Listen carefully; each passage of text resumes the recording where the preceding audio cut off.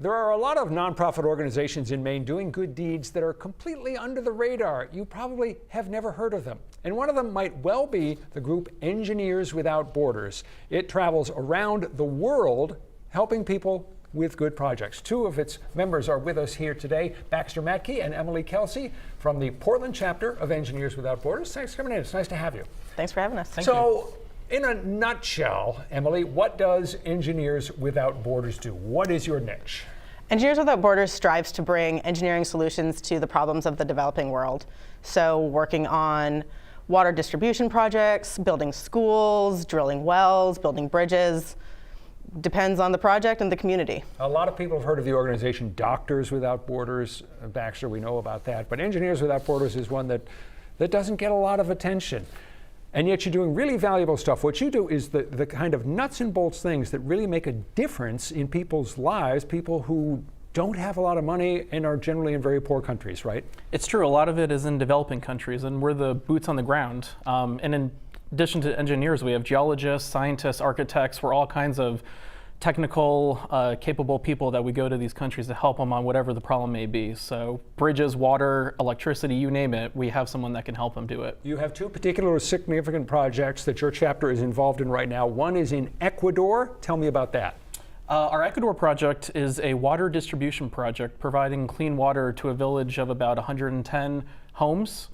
Emily actually just recently got back from Ecuador on our most recent implementation trip as well. And there are some real challenges just in terms of the landscape there, because it's a really difficult mountainous area, right?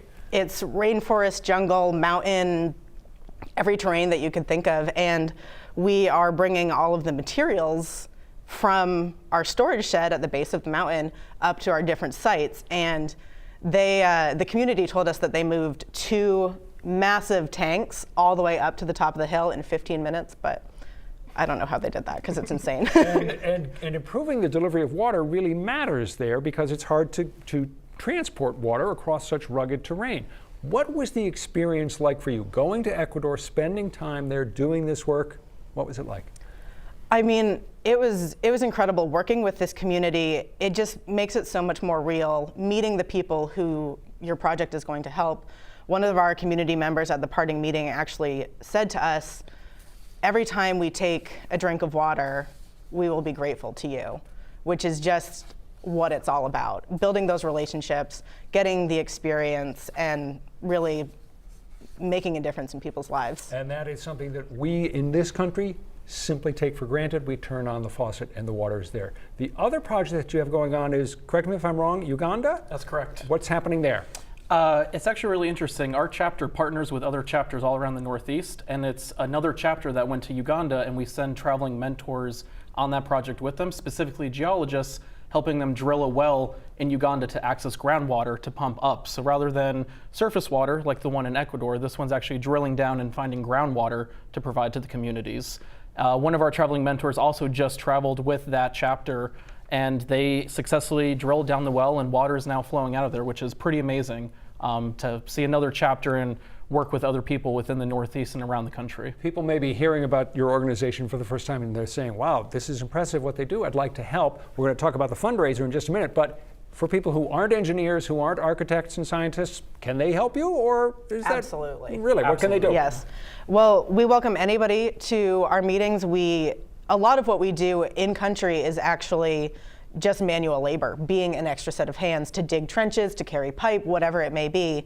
One of our greatest members actually who's our secretary, is a retired insurance claims specialist. So anybody can join. Anybody can join. Did going to Ecuador, did that change your life? It just really affirmed that I'm in the place that I should be in.